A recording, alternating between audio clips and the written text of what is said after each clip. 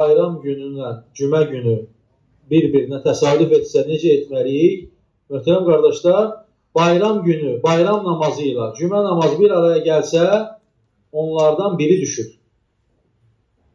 Bayram namazını qılsan, cümə namazına getməyə bilərsən. Və yaxud ikisində də iştirak edə bilərsən. Deyir ki, cümə namazı fərzdir. Cümə namazını heç zaman tərk etmək olmaz.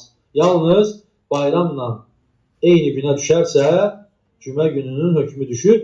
Ona görə yalnız günorta namazını da belə evdə qıla bilirsən və yaxud məscidlərdə cümə qılınır. Gedə bilməzsən, o zaman günorta namazını, zöhr namazını qılırsan. Bəzən sual verirlər, zöhr namazı da üzərimizdən düşür. Yox, zöhr namazı düşmür. Zöhr namazını qılırıq.